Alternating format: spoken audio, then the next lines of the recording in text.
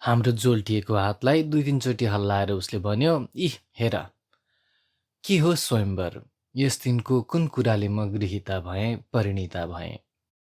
आयुर्वेदिक उद्यानको मालीले गुथेका 2वटा मोटा गुलाबका मालालाई साटासाट गर्दा त्यसो हुन पुगेकी म, कि त्यस रात उसको सैँया असैँया भएपछि परिणीता भएकी छु। स्वयम्वर त्यो पो थियो कि? तर के सैँयाको अंशाधिकार, त्यसको लाभ हानिको भागी हुनु त दुई पक्षको संविदा, त्यसको परिणामस्वरूप पाइने कर्तव्यवाधिकारको यमज सन्तति होइन र? त्यो त त्यस्तो स्वाभाविक निसृति होइन र, जसको उद्गमको स्थल कुनै पूर्वाचरणमा अवस्थित रहन्छ? के त्यो पूर्वाचरण माल्य विनिमय हो त? कि त्यो विनिमयभन्दा धेरै पहिलेको हाम्रो आचरण हो, त्यो जब हामीले आफ्नो हृदयको विनिमय गरिसकेका थियौँ? यस्ता चिन्तनीय मेरा त्यस बखतका प्रक्रिया हुन्थे, जब म विवाहित नारी भएर एउटा परपुरुषकी अर्धाङ्गिनी भएकी थिएँ र ठूलो घरकी स्वामिनीकी हैसियतवाली भएर दिउँसोको उदास घाममा बारदलीमा एक्लै बसेर जीवनको विडम्बनाका उपर मनलाई गुत्याउँथेँ। सोचिरहन्थे कसकी पत्नी हुँ म, जसलाई मैले आफ्नो प्रेम अर्पित गरेँ, जससँग बनारसमा गुलाबको मालाको आदान प्रदान गरेँ, जसलाई मैले सर्वप्रथम आफ्नो शरीर दिएँ, स्वाभाविक किसिमबाट उषामा पृथ्वी उग्रेकी जस्ती भएर उग्रिँदै। या त्यो पुरुष मेरो पति हो, जसलाई मेरो मातापिताले मलाई कन्यादान दिएका थिए र जसले अग्निको अगाडि मलाई आफ्नै तुल्याएको थियो र जसलाई मेरो नारी शरीर बराबर उपलब्ध भइरहेको छ। स्त्री पुरुषको सम्बन्धको आधार के हो? तिनको संविधाको वास्तविक रूप कस्तो हुन्छ? यस्ता मानसिक उधिन-पाधिन उद्राइ बुनाइ त मेरा पछिका क्रिया थिए। जब जीवनमा सर्वहारा भएर विश्लेषण गर्न बस्थेँ म त्यो ठूलो घरको एकान्त बारदलीमा, सोच्थेँ के भो? हुनुपर्ने के हो? त्यो हुन गएको के हो? सायद यस्तो चिन्तन हरुवाको लक्षण हो। तर त्यस दिन म विजयिनी थिएँ। आनन्दको लहरको सुवर्ण शिखरका उपर गोडा चाल्दै आकाशमा माथि माथि झन्झन माथि विचरिरहेकी थिएँ। शहरबाट सोझै हामी विश्वविद्यालयको आयुर्वेदिक उद्यानमा गयौँ। त्यहाँकी मालिनीले एउटा ठूलो टबरीमा गुलाबको माला उनेर राखेकी थिए। त्यो उसलाई दिँदै भनी, "तिमीहरू सुखी भए।" उसको सानो छोरा नाङ्गै छाप्रोको अगाडि उभिरहेको थियो। माली भने, यतापट्टि कुनै आग्रह नदेखाएर लहरै लगाएको मेहदीको बारको टुप्पा टुप्पालाई आफ्ना दुवै हातले ठूलो कैँचीले कत्रदै थियो।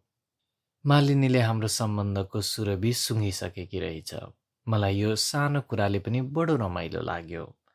हाम्रो प्रणयको सामाजिकतामा अवर्णित हुने दिनमा त्यसको प्रथम परिचय त्यस्ती एउटी गरिब स्त्रीले पाई, जसले आफ्नो उद्यानका सबभन्दा राम्रा राम्रा फूलबाट हाम्रा लागि माला प्रस्तुत गरिदिएकी थिई। प्रणयको यस्तो क्षुद्र प्रवर्तन, यस्तो सानो सामाजिक भूमिकाले मलाई यस कुराको ध्यान दिलाएन कि बाजागाजाका साथ ठूलो उत्सव समारोहमा हाम्रो नूतन सामाजिक परिचय भएन। मलाई लाग्यो ठूलो सामूहिक विज्ञापन अनुपयुक्त हुन्थ्यो। प्रेम त्यस्तो वाणिज्यिक सामान त होइन जसको बृहत विज्ञापनको आयोजना गर्नुपर्छ।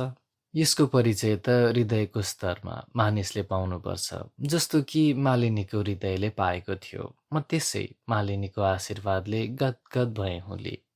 त्यस दिन प्रत्येक कुरा उपयुक्त थिए। लाग्थ्यो कुनै अदृश्य शक्तिले हाम्रो प्रेमको एकान्त निर्णयका लागि समुचित व्यवस्था गर्दै आइरहेको थियो।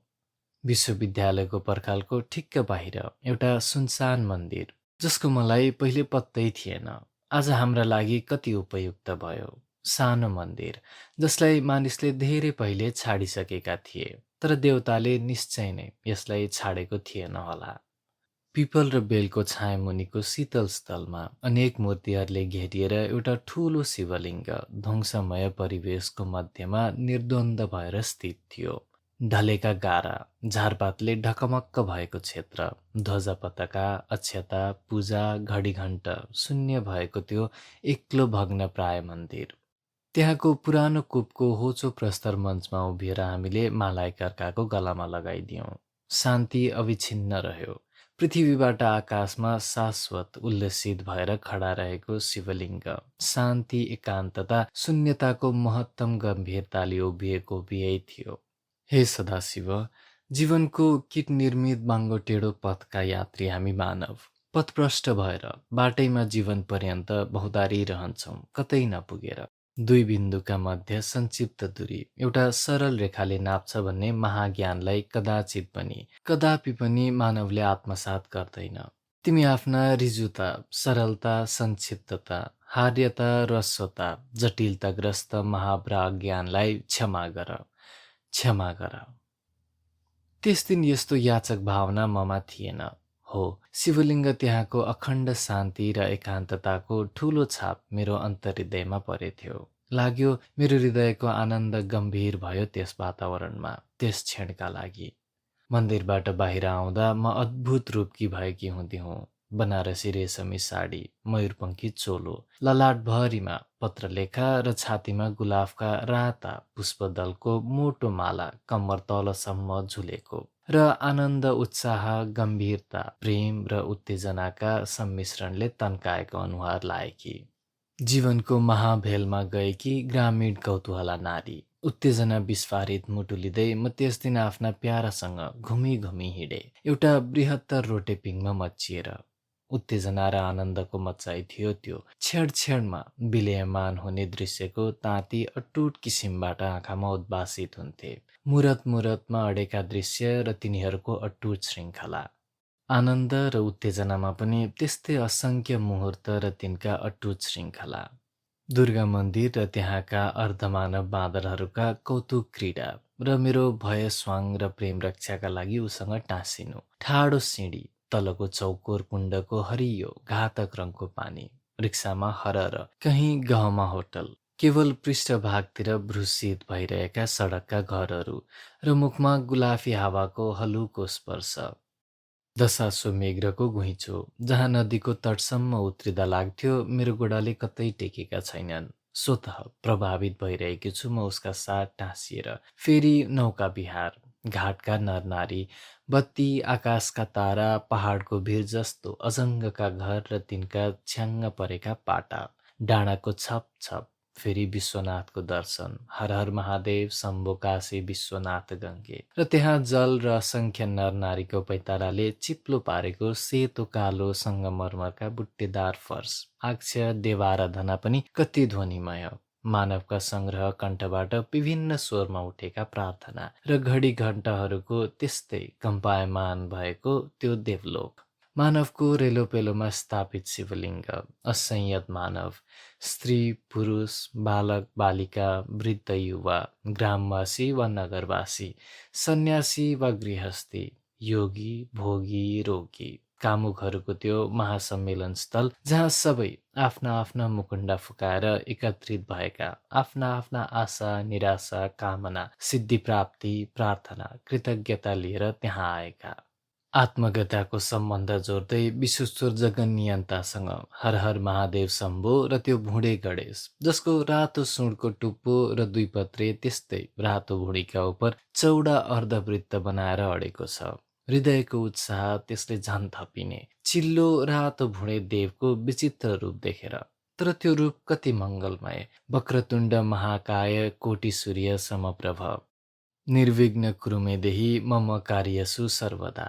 अनि त्यो विश्वनाथको गल्ली, नारीहरूको स्वप्नलोक, सानो साङ्घोरो गल्ली, जसलाई मानिसहरूको सानो समूहले पनि घुइँचो पार्ने, ग्यास र बिजुली बत्तीले जसका दुवैतिरका साना पसल झकमक्क, नारीको रहर कहिले पनि शान्त नहुने गरी प्रदर्शित गरिएका छन् सामानहरू। नेपाली बाबु, राम्रा साडी यस पसलमा छन्, आउनुहोस् हेर्नुहोस् मात्रै। बहिनी, यता दक्षिणी साडी, बङ्गलोर तमजोरका, बनारसी रेशमका हलुका, भारी जरी तुकी बेलबुट्टा काडिएका, सक्कली सुन र चाँदीमा तारका छापा पनि छन् रेशमकै, आधुनिक जार्जेटमै, सिफनका माकुराका जालभन्दा पनि पातला, मैना छापा मलमलमा पनि विभिन्न बुट्टाका, मसिना, मोटा, थोप्ले, बुलबुट्टे र इन्द्रधनुषका रङका, लखनऊका नवाबी बियुहरूले लाउने खालका चिक्कन बातिक, जयपुरका गाढा रङका चोली, पातला ढाका पनि छन् र मिलका सादा धोतीहरू पनि, घरकाज रहँदा लाउने खालको। नेपाली बाबु, हेर बहिनी यता हेर, टिका, सिन्दुर, बास्ना आउने, फिक्का गुलाफी गाढा तुलको धुलबुकुनी, प्याले विभिन्न आकारका बुट्टा र सिसीमा टिकुली, सलमा, सितारा, पोते, चुरा, काँचका पातला, मोटा बाक्ला, बाल जस्ता, लाहाका पनि रङ्गी बिरङ्गी, थरीथरीका कपालका धागा, पट्टीदार, फुर्कादार, झुल्का झुप्पा जस्ता। कति किन्नु? उमा, यो पनि किन, राम्रो त छ नि। यो पनि, यो पनि, यो पनि, कति किन्नु? किन किन, अरू किन उमा। ए मोठावाला, उसलाई पनि टिप, उसलाई पनि, यसलाई पनि। घर र गरेर पाङ्रो घसार्ने मच्छ मच्छ एकैचोटि भाँचिएर थच्चिने हो कि भनेझै गरेर हिँड्ने बग्गीमा मालसामान लादेर हामी हिँड्यौँ। त्यस्तो डोली चढी बधु हिँडी, हृदयमा पञ्चेबाजा बजाउँदै। घर र मच्छ मच्छ, थचार थुचुर हाहा, कहिले नसिद्धिने आनन्द र उत्साह। कहिले बग्गी कमच्छ उसको डेरा पुग्यो, कहिले माल सामान उतारियो, कहिले भान्सामा गएर दुवैले त्यस रातको अल्पभोजन स्टोभबाट पकायौँ। कहिले खायौँ, मलाई अत्तो पत्तो छैन। एकदम अत्तो छैन त्यो पनि होइन, तर चेतनाको बाहिरी परिधिमा ती सब कुराको पत्तो अङ्कित त थियो, तर मध्य चेतनामा केवल आनन्दको अनुभव मात्र स्थापित थियो। त्यसैमा लीन भएकी थिएँ म। आनन्दबाट स्वतः चालित भएर दिनभरि यताउति गर्दा एक स्थलमा आएर हठात पुनः संज्ञा प्राप्त भएको चाहिँ बिउजिएर म टक्क थामिएँ। जब ऊ भनिरहेको थियो, उमा उमा तिमी थाक्यौ, रात धेरै गयो, ल हिँड सुत्न। अगाडि सुत्ने कोठाको ढोकाका दुवै पाटा उग्रिएको थियो, जसबाट मैले देखेँ भित्रको मधुरो रोशनीमा तनक्कसँग कसिएको बिछौना बिछ्याइएको छ पलङमाथि। कोठाको भित्ता गुलाफी रङको र त्यस्तै गुलाफी तन्ना कसेको बिछौनामा र पलङ समीपको सानो टेबुल उपर गुलाफको एउटा ठुलो गुलदस्ता। हठात मैले रोकिएर भने, नाइ नाइ, नारीले पुरुषसँग कुन ठाउँमा रेखा कोर्छे र भन्छे योभन्दा यता होइन कि कोर्दिन, मेरो नाइ नाइ, के मेरो रेखा कोराइ होइन? उमा उमा, नाइ नाइ प्रिय नाइ, प्यारी उमा प्यारी, नाइ नाइ। उसले मलाई बोक्यो हलुकोसँग, उमा मेरी, मैले भनिरहेँ नाइ प्यारा नाइ। यो रेखाको कोराइ नभने के भन्ने त? स्वाङ थिएन, स्त्रीको चरित्रकला थिएन त्यो। मेरो अन्तरात्माले जान्दछ, मैले नखरा गरेकी थिइनँ। तर के त्यसमा रमाइलो थिएन? थियो, भए पनि त थियो। के को? कुन अज्ञातको? कुन आशंकाको? जस्तो कि उत्तेजना कठिन हृदयले दर्शकद्वारा कुनै रहस्यमय दृश्यमाथि पर्दा उठेको हेर्न पर्खिएर बसेको जस्तो। यदि उसले मेरो आग्रहलाई मानेर मलाई भुइँमा झारिदिएको भए के म कुद्दै भाग्थे र? यहाँसम्म आएको तमाम यात्रा पथका उपर पश्चाताप भएर विश्वनाथको गल्लीलाई छाड्दै, गङ्गाको नौका विहारलाई छाड्दै, दुर्गाकुण्डलाई छाड्दै, भग्न शिव मन्दिरलाई छाड्दै, मालिनीको त्यस उद्यानलाई छाड्दै छाड्दै छाड्दै के पुनः त्यहाँ गएर अड्थे? त्यस घडीमा जब पहिलो दिन उसले मलाई भनेको थियो, कलेजको अगाडि म आफ्नो रिक्साका लागि पर्खेर बस्दा, म तिमीलाई माया गर्छु बुझ्यौ? त्यो त हुने कुरा नै थिएन। तर मेरो नाइ नाइ पनि स्वाङ थिएन। नारीलाई जित्नुपर्छ पुरुषले, प्रत्येक नयाँ नयाँ अवस्थामा। उसको यौनदान उसको प्रेमको दान त हो, तर त्यो दान पनि पुरुषले जितेर नै लिनुपर्छ क्यार। प्रत्येक नारी प्रथम रात पुरुषद्वारा हरण गरिएर उसको सैयामा पुग्नै पर्छ क्यार। मेरो अवरोध त्यस्तै थियो क्यार। मलाई बलपूर्वक जित, म स्वयं तिमीलाई त्यसमा सहयोग दिनेछु, आफू जितिनमा भने जस्तो। जब उसको अन्धो औँलाले केही काम्दै छाम्दै मेरो तना फुकाल्न थाले, मैले व्यग्र भएर भने, नाइ नाइ प्यारा नाइ। उसको बाफिलो बोली सुन्थे, प्यारी हुमा प्यारी। एक एक गरेर मेरा वस्त्र झारिए, बिछ्यौना तल थप थप। मेरो रन्किएको शरीरमा केवल गुलाफको माला बाँकी थियो, जसको चिसो स्पर्शको बोध मेरो छातीले पाइरहेको थियो र मस्तिष्कको धमिलिँदै गएको आकाशमा जसको मधुर सुगन्ध व्याप्त भइरहेको थियो। आङ रन्किएको त थियो, तर मेरो निर्वस्त्र शरीर बार बार काँपिरहन्थ्यो मुटुको क्षेत्रबाट चिसो निस्केर। त्यस व्याकुलताको अवस्थामा मेरो ओठले नसुनिने विरोध बाणीलाई निरर्थक बकिरहेको थियो, नाइ नाइ प्रिय, नाइ नाइ। निश्चल भएर आशंकाले सास तानेर पर्खेर बस्दा पनि सङ्कल्पहारा म आवृत्ति पाठ गरिरहेँ, नाइ नाइ, आस्थाहीन स्वरमा। त्यसैले सायद मलाई स्थिर पनि पार्यो। नाइ, नाइ प्रिय, उमा, प्यारी उमा। एकछिनपछि लाग्यो मेरा तन्किएका नसाहरू केही खुकुला भए। शरीरबाट कठोरता केही निस्कियो। जिउ सिरिङ्ग हुन मध्यम भयो। शरीरको रन्काइ पनि केही कम भयो। लाग्यो म तन्द्रामा पर्न थालेँ। लट्ठिएको झैँ भएँ।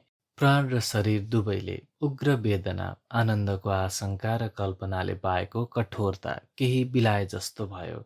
सास लिन सकिएला जस्तो लाग्यो सबै कुराको प्रत्याहार भइरहेछ। सबै तत्त्व फर्केर गइरहेका छन्। सजिलो भएको जस्तो लाग्यो। तर त्यो प्रत्याहार त वेगमय आक्रमणका लागि हिंस्रक पशुले पछि सरेको जस्तो रहेछ। हठात चेतना शून्य पार्ने वेगको आघात ममा भयो। समभावमा आइरहेको ममा मेरो शरीर र प्राण दुवैको उप ठूलो आघात भयो। झ्वाप्प, नाइ नाइ नाइ। बत्ती निभेको जस्तो भयो। अन्धकारमा अब लुप्त भयो मेरो शरीर र चेतना। मलाई केही स्पष्ट सम्झना छैन। आदियुगको कुनै गुफाको शीतल अन्धकारको काईको गन्ध वास्स नाकमा पसेको जस्तो। तातो बाफिलो एउटा मानव गन्ध पनि मेरो अनुहारभरि फैलिएको। म थिचिएकी जस्तै ठूलो बोझले सास लिन गाह्रो भइरहेको। घाँटीभित्रबाट सुक्दै आएको जस्तो ऐठनमा परे झैँ पानी भन्छु तर वाक्य ननिस्किएको। अनि लागेको रसिलो पदार्थ मेरो मुखमा परेको तिर्खाएकी म असंयमी भएर चुस्न थालेकी त्यसलाई। प्राण रसाएको। उमा प्यारी। विस्मृतिमा अवलुप्त भएको प्राणमा सङ्केत झैँ अस्फुट शब्द पर्छ। उमा, उमा। आषाढको पहिलो वर्षा जस्तो अन्तस्थलमा सिमसिम रमाउँदै रसवती भएकी हुन थाल्छु म। शरीर र प्राण दुवैले ओठले मात्र होइन अङ्ग अङ्गले चुम्बनको दान प्रतिदान गरिरहेछ। समस्त शरीर र चेतनालाई ढाकिएर म अङ्गालिएकी छु आनन्दमा। पुनः चेतना अवलुप्त हुँदैछ। शरीर फेरि पग्लिँदैछ। तर फेरि मर्मलाई आहत पर्ने कुन आघातले व्यतीत हुन्छु, कुन निष्ठुरताको विकारमा फेरि बिधिएकी हुन्छु। घाइते हरिणी छटपटिएकी जस्ती वेदनाले छटपटाउँछु। पुनः शरीर सुक्न थाल्छ। तिग्राका नसा तन्किन्छन्। स्तन कठोर हुन्छन्। बेलका फल जस्ता। अब फुट्ला भन्ने जस्तो गरेर बक्लिन्छन्। पेटका भित्र तल कुन भार आउँछ चिसो तल्लो पेट भाँसिएर बिलाउँछ। पीडाको ध्वनि आर्तनाद कण्ठभित्रै किचिन्छ, आत्तिन्छ। र भित्री प्राण पीडामा निसासिँदा सहाराका लागि दुवै पाखुराले अठ्याउँछु उसलाई। आलिङ्गन होइन त्यो शत्रुसँग जुधेको जस्तो हत्या गर्ने उन्मादले पागल भएर। यौन असहनीय पीडा र त्यस्तै असहनीय आह्लाद जसमा वेदना र आनन्द देखित जगतबाट स्थूल शरीर जगतमा परिणत हुन्छ। अनुभूति आफ्नो तीव्रताको जोरले शरीर धारण गर्छ। जसमा लाग्छ र शरीर तत्त्व अतिरिक्त अरू केही छैन ब्रह्माण्डमा। माटो बाहेक, स्थूल बाहेक। तल फेरि जसमा शरीर सुख र पीडाको उद्रेकले शरीर एकैचोटि धप्प बलेर निर्धूम अग्निशिखामा परिणत हुन्छ र त्यो पनि पछि उन्मादको चित्त जगतमा बिलाएर जान्छ। पीडा र आनन्दको स्पन्दन मात्र शून्यमा प्रतिकम्पित भइरहन्छ। माटो रहन्न ब्रह्माण्डमा, स्थूलता रहन्न, केवल चेतना प्राणतत्त्व बाहेक। यौन कति युग बिते मेरा त्यस अनुभूतिमा त्यस रात। पुरुष स्त्रीको त्यस महामिलनमा छाला छालासँग मिसियो। मासु मासुसँग, अस्ति अस्थिसँग, मज्जा मज्जासँग, हृदय हृदयसँग, प्राण प्राणसँग। आनन्दको अनुभूतिले एक तत्त्व भएर सृष्टिको आदि स्थितिमा पुगेर। यौन त प्रेम नै हो रहेछ जसले त्यस क्षणमा आदर्श शरीर रूप धारण गर्छ र जो पुनः शरीर आदर्शमा बिलाएर जान्छ। स्थूल तत्त्व सूक्ष्म तत्त्वमा, सूक्ष्म तत्त्व स्थूल तत्त्वमा अन्तर्निहित हुन्छन्। जब मैले आफ्नो शरीरको क्षुद्र उडुपीलाई यौनको महासमुद्रमा छाडिदिएँ, उद्भट कामनाले क्षुब्ध भएको महासागरमा। कति कहालिदो अनुभव थियो यौनको। निस्सीम कालो नीलो समुद्रमा असहाय शरीरको एउटा क्षुद्र तरणी जसलाई शून्यबाट उठिरहने प्रलय वायुले उफार्ने थचार्ने। मलाई लाग्यो म तुफानमा उड्ने बस्ने गरिरहेछु। तल माथि यन्त्रवत आनन्द र पीडाको लहरमा परेर। पछि कालान्तरपछि क्षुब्ध सागर बिस्तार बिस्तार शान्त हुँदै जान्छ। वायुको गति मत्थर पार्दै जान्छ। आनन्द र पीडाको लहर सानो सानो हुँदै जान्छ। शरीरको नाउँमा समुद्रको हलुको आघात मात्रै पर्न थाल्छ, थप थपको जस्तो। यौनको लय मध्यम हुन थाल्छ, थामिनुभन्दा पहिले सुस्तरी सुस्तरी पिङको गति भए जस्तै। एउटा अवर्णनीय सुख शान्ति र आनन्दले शरीर भरिन थाल्छ। उद्वेग, उन्माद, व्याकुलता अब रहँदैन, केवल ब्रह्माण्डव्यापी आनन्द र शान्ति। सिन्धु प्रशान्त हुन्छ, जसको काँच जस्तो चिल्लो सतहका उपर मलया नीलमा इन्द्रधनुषी आभाले भरिएको रङ्गीन आकाश तल, जहाँ केवल गुलाबको फूलको नजदिदो बास्नाको अनुभव हुन्छ, जहाँ एउटा पुरुषको न्यानो सास आफ्नो काँधमा एकनाससँग पर्छ र जहाँ उसको मुटुको एकनासको स्पन्दनले आफ्नो वक्षलाई नजादिदो किसिमले तलमाथि गरेको पाइन्छ। त्यो थियो मेरो सुखको रात। अरू केही भन्नु छ र अब? बाँकी केही रह्यो र? किन रहेन? त्यति त म बारम्बार भनिरहन्थे, किन रहेन र? किन रहेन र? सुख स्वप्नबाट बिउजिएर आँखा उघारेपछि मरुभूमिको उपरको सुक्खा बाटो मेरो सामुन्ने किन परेन? र लामो जीवनको यात्रा बाँकी नै किन रहेन र? बारदलीमा बसेर काठमाडौँ सहर र त्यसलाई चारैतिरबाट घेरेर राख्ने पहाडहरूका उपर दृष्टिपात गर्दै म भन्थे, किन रहेन र? यो अवशेष नै कत्रो लामो, कहिल्यै नसिद्धिने, यो बक्यौता नै कत्रो बोझिलो। जीवन के धपिँदै हिँड्नु हो एकनाससँग, जसको कुनै पुग्ने ठाउँ छैन, जहाँ केही शीतल विषाद छैन, उदासीको तलमा एक एक पदलाई उचाल्दै, र जहाँ सुख अब आशाको वस्तु रहेन। त्यो त अतीतको स्वप्नमा बिलाएको कुरा हो सुख। त्यसबखत मेरो पतिको आवाज आउँथ्यो कोठाबाट, कान्छी के गरिरहेछौ? म भन्थे, त्यसै बसेकी छु, के हो? उनी भन्थे, एक्लै के बसेकी? अनि एकछिनमा आफै बारदलीमा आएर भन्थे, किन एक्लै बसेकी? एक्लै के सोचिरहेछौ प्यारी? म जुरुक्क उठ्थेँ, केही होइन। हुन पनि के त्यस्तो कुरोमा सोचिरहेकी हुन्थे र, जस्तो कि कसैलाई चाखलाग्दो चर्चा गरौँ। जीवनको कस्तो लामो यात्रा, यस्तो छन्दन बन्दको सोचाइको के महत्त्व छ र? मेरो उदासी पनि कस्तो निरर्थक, यो सबै थोकले पुगेको ठुलो सहरमा। म सोध्थेँ, के मर्जी हुन्छ? उनी भन्थे, आऊ कोठाभित्र। म बिस्तारै पछि लागेर कोठामा आउँथे। उनी मलाई बिछवानामा लग्थे। कोठाको बाहिर सहर आफ्नो दिउँसोको कर्मचक्रमा घुमिरहेको हुन्थ्यो। झ्याल ढोका थुनिएको अँध्यारो कोठामा पतिको शैय्यामा म पुग्थेँ। उनी भन्थे, प्यारी, तिम्रो आफ्नो मर्जी छैन मेरो बाहेक? म भन्थे, नारीको इच्छा पतिको मर्जीको कुरो हो। आफ्नो इच्छालाई शून्य पारेर नारी जीवनको अवशेष यात्रामा हिँड्न सक्छे, बक्यौताको बोझ बोकी बोकी। इच्छाले शून्य पारिएको जीवनबाट लोप भएको आनन्द र वेदनाले छाडेर गएको खोक्रो अस्तित्व, त्यही त थियो मेरो बाँकी रहेको सत्व। जब म भन्थे, हजुरको मर्जी मेरो इच्छा हो, त्यो वक्रोतीत हुँदैनथ्यो। खोक्रो जीवनको तालमा अविश्रान्त किसिमको एक एक पाइलो चालेर हिँड्दाको स्वाभाविक मानसिक प्रक्रिया थियो मेरो त्यो। जब म स्वेच्छाले चालित भएर यो नूतन सन्तुलनलाई बिगार्न चाहन्नथेँ। इच्छाको यस्तो लोप एक किसिमको मृत्यु होला, तर त्यस्तै स्थितिमा त बक्यौताको भार बोक्न सकिन्छ, आफ्नो रहर, इच्छा, कामना, आशाबाट आफूलाई हलुको पारेर। जीवनमा एउटै बाटो छ र, आफू अवतीर्ण हुनुभन्दा पहिले नै कोरिएको, जसको बालुवा पथमा जीवनको गति जल जस्तो गुडिन्छ। मानिसले जे जस्तो गरे नगरे तापनि त्यही एउटा निर्धारित पथमा उसले हिँड्नुपर्छ। मानिसको प्रयत्न पनि के त्यही एउटा बाटोमा हिँड्नका लागि गरेको पूर्व चेष्टा होइन, जसमा चेष्टाहीन भएर पनि त्यसैमा त्यो हिँड्ने थियो। मानव प्रयत्न, उसको उद्योग, पुरुषार्थ उसको प्रारब्धको नै अनुकूल हुन्छ क्यारे, जस्तो कि पुरुषार्थहीनताको पनि हुँदो हो। मैले के गर्नु पर्थ्यो? त्यो गर्थे र म? र यदि गरेको भए पनि मेरो अर्को बाटो कोरिन्थ्यो र? किन गरिन? किन रेलबाट हाम फालिन?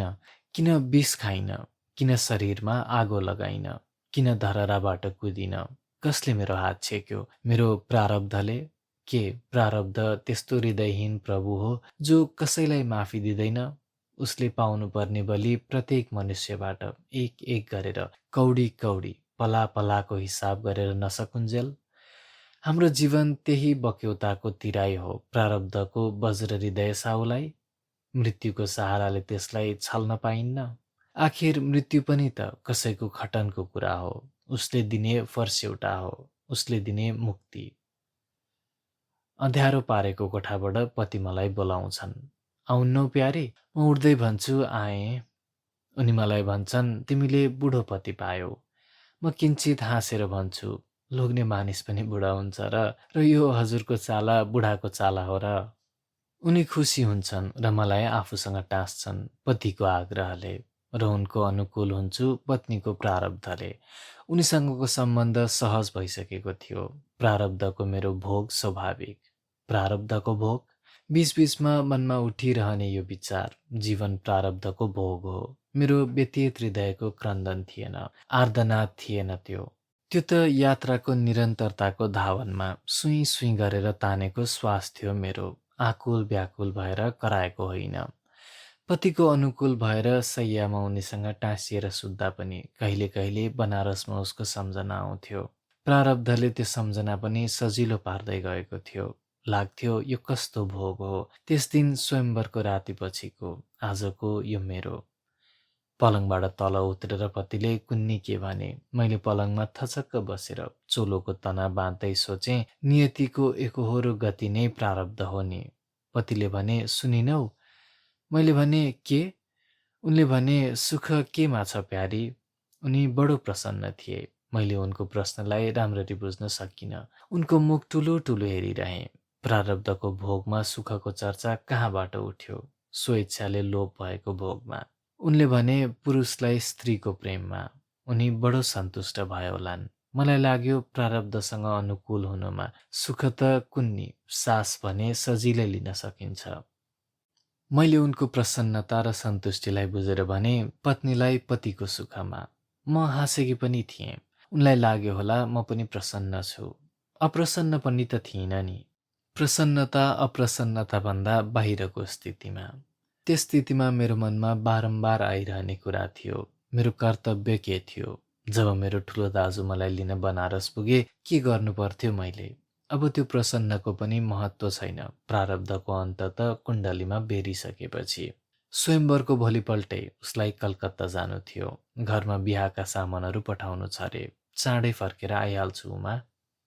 उसले मलाई दिउँसोतिर मेरो दुग्ध विनायकको घरमा पुर्याइदियो। त्यही साँझ ऊ कलकत्ता गयो पन्जाब मेलबाट, र त्यही रात दाजु आउनुभयो मलाई लिन भनेर छोटी लाइनबाट।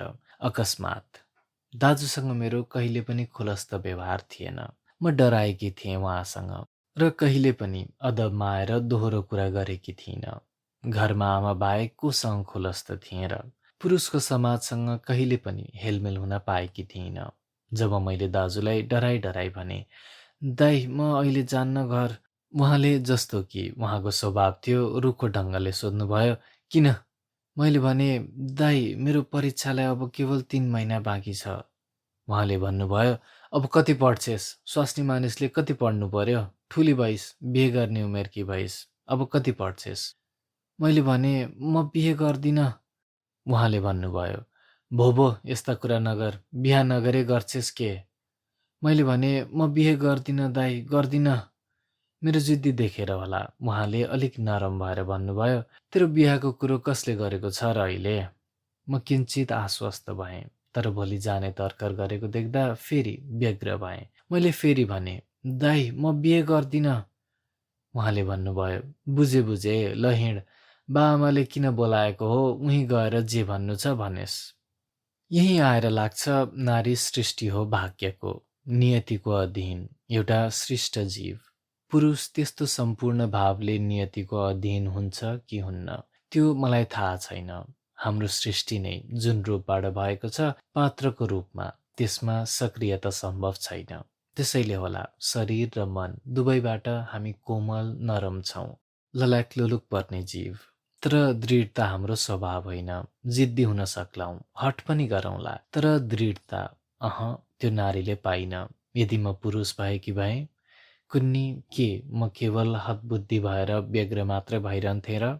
ऊ पनि नभएको अवस्थामा सहारा नपाएर के कसो गर्नुपर्ने हो नबुझेर दाजुको कठोर निर्णयका विरुद्ध दह्रो भएर उभिन नसकेर। कुन्नी एकचोटि आत्तिएर मैले दाजुसँग आफ्नो तमाम लज्जा त्यागेर भने, दाई, मेरो बिहा भइसकेको छ। आजकाल ठुलो घरको एकान्त बारदलीमा बसेर म सोध्छु, मैले किन हातगोडा चालिनँ, किन डाँको छाडेर कराइन दुनियाँले नै सुन्ने गरेर मेरो स्वयम्वर भइसकेपछि म अर्को बिहा गर्दिनँ। रणचण्डी भएर घर, समाज, मातापिता, दाजुभाइ सबैलाई तिलाञ्जली दिएर किन भनिन म आफू हुन्छु, किन मैले पुरुषार्थ गरिन र यदि त्यो गर्न नसके पनि किन सदाका लागि सुतिदिइन रेल तल या नदीको जलभित्र, किन मृत्युलाई वरण गरिन? पुरुषार्थ आफू हुनु नारीले? जीवनमा पराभूत भएपछि हृदयको निर्जनतामा उठिरहने तर्कहरू, किन यसो गरिन, किन उसो गरिन? आगो मरिसकेको त्यस्तो चिसो खरानी हो जसलाई म बसी बसी उल्टी पाल्टी गरिरहन्थेँ, यो जानेर पनि कि तत्त्वहीन थुप्रो हो त्यो, जसमा अब आगोको सानो फिलिङ्ग पनि बाँकी छैन। यस्ता तर्कनाहरू आइरहन्छन् मनमा, तर कहिले पनि विश्वास गराउँदैनन्। तर्कको प्रमाणले विश्वास हुँदैन। लाग्छ म अरू केही गर्न सक्दिन थिएँ, जे गरे त्योभन्दा अतिरिक्त। एकछिन चुप लागेर जब दाजुले भन्नुभयो, ल बुझेँ, बा-आमालाई भनेस्। मलाई पनि लाग्यो, बा-आमालाई भन्नु पनि उचित नै हो। यद्यपि म आशंकाले व्यग्र थिएँ, तैपनि त्यस समय मलाई लागेको थिएन मेरो सुख स्वप्नको यति छिटै भताङ-भुतुङ हुनेछ एउटा भुइँचालोमा परेर। म निमुखा भएर उभिरहेँ। तल हाम्रो मालमत्ता लगिसकेको थियो। दाइ पनि सिँढीबाट तल ओर्लिँदै हुनुहुन्थ्यो भन्दै, ल अब रुन लाग्यो, गाडी छुट्ला। म एकचोटि आफ्नो कोठामा फर्केर आएँ र हाम्रो चुलो चौकी गर्ने हिन्दुस्तानी नोकर्नीलाई बोलाएर भने, जमुना, उनी आए भने भन्नु म चाँडै आउँछु भनेर म गएँ। जमुनाले सोधी, को नानी? म एकछिन हतप्रत भएँ। कसैलाई त थाहा छैन उनी को हुन्। मैले भने, ऊ क्या मलाई कहिलेकाहीँ लिन आउने, पुर्याएर जान्थे नि। जमुनाले भने, बुझे बुझे, भनिदिउँला। मैले उसको हातमा 10 रुपियाँको नोट राखिदिएँ। तल चोकबाट दाजु कराउँदै हुनुहुन्थ्यो, के गरिरहेछेस् उभो, अबेर भयो। रेलको यात्राभरि मनलाई सम्झाइरहेँ। आमा बालाई भन्नै पर्थ्यो। आमाको अनुहार सम्झेर मन झन् स्थिर हुन्थ्यो। उहाँले केही गरेर पनि मेरो कुरा काट्नुहुन्न। शङ्का लागेर एकचोटि बाटामा मैले दाजुलाई सोधेँ, काठमाडौँ किन जाने दाइ? उहाँले छोटो जवाफ दिएर रेलको झ्याल बाहिर आफ्नो टाउको पार्नुभयो। जहाँ नै आएका छन् पशुपतिको दर्शन गर्न। काठमाडौँ पुगेर कुरा छर्लङ्गियो। तमाम आयोजना मेरो बिहाको निम्ति रहेछ। यो नौलो ठाउँमा, यो बिरानो मुलुकमा असहाय एक्लै भएर मलाई मेरो बिहाको विरुद्ध रुने कुरा बाहेक अरू केही गर्न आएन। दिनभरि रोइरहेँ एक्लै अथवा जो सामुन्ने पर्यो उसैको अगाडि। बा, म बिहा गर्दिनँ। आमा, म बिहा गर्दिनँ। बाले झर्केर भन्नुभयो, के भइरहेछ छोरी तँलाई? के को हत्या गरे कि यस्तो? ठुलो घर पाउन थालिरहेछस्, धन सम्पत्ति प्रशस्त भएको घर, रानी भएर बस्छेस्। आमाले मेरो आँसुले भिजेको मुखलाई आफ्नो धोतीको फुर्कोले पुस्दै भन्नुभयो, नानी, किन रुन्छेस्? असल घर देखेर बाले दुल्हा रोज्नु भएको छ। उमेर अलिक छिपिएको छ र त्यसले के भो र? झन् रिजाउन सक्लिस्। हामी आइमाईको जात जस्तो भयो त्यस्तैमा रमाउनु पर्छ। नरो छोरी, नरो। बुढी आमालाई कसरी सम्झाउँ मेरो मनको कुरा? मैले रोएको देखेर त्यसै उहाँ व्यथित हुनुहुन्छ। कसरी उहाँले बुझ्ने कि मेरो दुल्हा बुढो हुन लाग्यो भनेर म रोएको होइन। मेरो त बिहा भइसकेको छ आमा। आमाले आत्तिएर भन्नुभयो, के भन्छस् नानी, कस्तो बिहा? मैले आमाको काखमा मुन्टो घुसारेर घुक्क घुक्क गर्दै भने, हो आमा, मेरो स्वयम्वर भइसकेको छ बनारसमा एउटा साथीसँग। आमा रुन थाल्नुभयो र भन्नुभयो, यस्तो कुरा नगर, तेरो बाघ गरिब भएर के भो, इज्जत त छ नानी, मलाई त भनिस्, अब कसैलाई यो नभनेस्। मैले आफ्नो स्वयम्वरको कुरा आमालाई भनेकोले परिवारमा झन् उल्टो असर पर्यो। दाइले पनि बालाई भनिसक्नु भएको रहेछ। बाले रिसाएर भन्नुभयो, मेरो नाकमा गुल आउँछु भनेको, बरु मलाई सेरी दे, ल्या खुकुरी। आमा कोठाको कुनामा दिनरात धुरु धुरु रोइरहन लाग्नुभयो। घरको यो रुवावासी 12 दाजुको कठोर व्यवहार र यो नौलो ठाउँले मेरो बुद्धि झन हरायो। नारीको प्रारब्धले कर्तव्यको ज्ञान मबाट लोप गरायो। विपत्तिको अचिन्त्य मारले म शक्तिहीन भएँ। संज्ञा प्रेरणा शून्य, सिंहको अगाडि परेकी हरिणी जस्ती। आँसुले धमिलो पारेको आँखाले मेरो बिहाको आयोजना अखण्ड रूपले चलिरहेको देखिरहन्थे। म हतबुद्धि भएर बिहा सानो किसिमबाट गर्ने रे, पशुपतिको जङ्गलमा गएर विधि मात्रै पुर्याउने रे। दोस्रो बिहा भएकोले दुल्हालाई ठुलो किसिमबाट बिहे गर्ने इच्छा छैन रे। काठमाडौँमा हाम्रो घरपतिको कान्छो छोरो 15-16 वर्षको हुँदो हो। ऊ कहिले कहिले मेरो कोठाको अगाडि आई उभिएर भित्र हेर्थ्यो। म उता ध्यान दिन्न थिएँ। एक दिन उसले सोध्यो, दिदी किन त्यसरी रोइरहेको? मलाई उसको बोली बडो मायालु लाग्यो। अब यी सब कुरा सम्झेर पनि केही अर्थ छ र? केही छैन। तमाम कुरो सिद्धिसकेपछि, साङ्गोपाङ भइसकेपछि मैले केही सन्तोष लिन सकेँ भने यही एउटा कुराको लिन सक्छु कि मेरा दुल्हा सन्तोषमा छन्, मबाट सुखी। प्रारब्धको भोगमा मेरो आर्जन भन्ने हो भने यही एउटा कुरालाई भन्नुपर्छ कि मेरा दुल्हा असल छन्। असल दुल्हा मात्र पर्याप्त हुँदैन भने त्यतिले सुख पाइँदो रहेनछ भने। मेरो बिहा भएपछि मैले माइतलाई चटक्क बिर्सिएँ। बाबु दाजुहरूसँग कहिले पनि न्यानो मायाको सम्बन्ध मेरो थिएन। गाउँमा मेरो केटाकेटी दौतरी साथीहरू पनि भएनन्। पढ्ने लेख्नलाई मलाई लगाइदिएकाले दिनभरि अरू गाउँका केटाकेटीहरू सरह खेतबारी वनचाहारी हिँड्न पाउँदिन थिएँ, जसले गर्दा स्मृतिमा त्यहाँका दृश्यहरूको छाप बलियोसँग पर्न पाएन। हो, आमाको भने बारम्बार सम्झना आइरहन्छ। कहिले कहिले बडो विरक्तिमा आएर सरापेर भन्न मन लाग्छ, उहाँले हो मेरो यो गति पारेको। बनारसबाट दाजुसँग नेपाल आउँदा मेरो सबभन्दा ठुलो भर उहाँमाथि राख्दै आएकी थिएँ।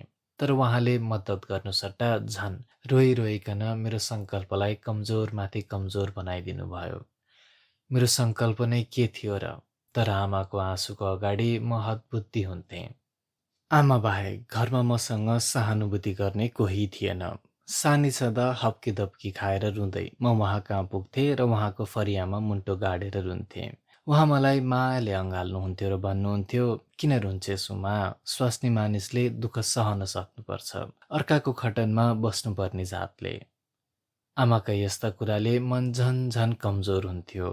म भीरु, डरछुर्वी कातर हुँदै गएँ। लाज पनि मलाई बिछट्टै आउँथ्यो। निमुखा भएँ। मेरी आमा पनि त्यस्तै हुनुहुन्थ्यो। उहाँलाई देख्ने बित्तिकै लाग्थ्यो सदैव उहाँलाई डरले छोपेको छ र उहाँ आफूलाई कतै लुकाउन चाहनुहुन्छ। उहाँको गोरो, दुब्लो पातलो अनुहारको कोमलतामा कतै पनि दृढताको भाव रहँदैन थियो। आँखा सदैव रसाएका जस्ता। उहाँको बोली कहिले पनि साउतीभन्दा उच्च स्वरमा उठेन। पुरुषहरूले हैकम गरेर चलाएको घरमा नजादिदो किसिमबाट आफ्नो अस्तित्वलाई सूक्ष्मतम पारेर मेरी आमा हाम्रो गृहस्थीमा बस्नुभएको थियो। उहाँको मलाई अर्थी पनि त्यस्तै हुनुपर्छ भन्ने थियो। नानी, हामी स्वास्नी मानिसहरू प्रारब्धको सन्तान हौ। जे परिआए पनि प्रारब्धको भोग हो भनेर खप्दै जानुपर्छ उमा। बा दाजुहरू कहिले पनि मलाई आफूसँग बाहिर लग्नुहुन्न थियो। म रुन्थेँ। आमा भन्नुहुन्थ्यो, छोरीबेटीले बाहिर जाने रहर गर्नुहुन्न, घरभित्रै उसले बस्नुपर्छ जीवनभरि। म रोई भन्थे, भाइ मेला हाट जान्छ, पिपी बाजा किन्छ। म भने केही पनि पाउँदिन आमा। आमालाई यो स्वाभाविक व्यवस्था जस्तो लाग्थ्यो। उहाँ भन्नुहुन्थ्यो, भाइ त लोग्ने छोरा हो मा, त्यो जस्तो हुने रहर नगर। म बिलौना गरेर धेरै बेर रोइरहन्थेँ र आमाको काखमा निदाउँथेँ। बिउजिएपछि आमा मेरो मुख पुसिदिनुहुन्थ्यो र कपाल कोरिदिनुहुन्थ्यो। हेर, लिखा परेको कपालमा। अनि मिश्रीको, छोराको, नरिवलको टुक्रा दिएर भन्नुहुन्थ्यो, ल यहीँ बसेर खा, मुख पुछेर बाहिर जानु। यस प्रकार गुप्त प्रेम पाउँदै आएर मलाई आमाको बडो भरोसा थियो। घरभित्र एउटा त्यस्तो एकमात्र कुना हामीले आफ्नो मायाद्वारा न्यानो पारिराखेका थियौँ, जहाँ आमा र छोरी एकान्तमा बसेर भरोसा र सुखको अनुभव गर्थ्यौँ। बाहिर पुरुषको त्यस्तो लोकबाट सुरक्षित भएर, जहाँको हाहाहिही, डाको स्वर र हप्की दप्कीको दुनियाँमा हाम्रो प्रवेश थिएन। दुलाहाका घरमा एक्लै आमालाई सम्झेर बसिरहँदा आजकल पो लाग्छ, म कस्ती नादान थिएँ कि त्यस्तै निरीह प्राणीबाट मद्दत पाउला भनेर आशा गर्ने। उहाँले कहिले पनि रुन बाहेक अरू केही कुरा गर्न जान्नु भएन। कुनै विपत्ति पर्दा कस्ती कोमल हृदयनी हुनुहुन्थ्यो। तर प्रारब्धको विरुद्धमा कसैले के मद्दत गर्न सक्थ्यो र? आमाले मद्दत गर्न खोजेको भए पनि मेरो प्रारब्धको अगाडि के चल्थ्यो र उहाँको?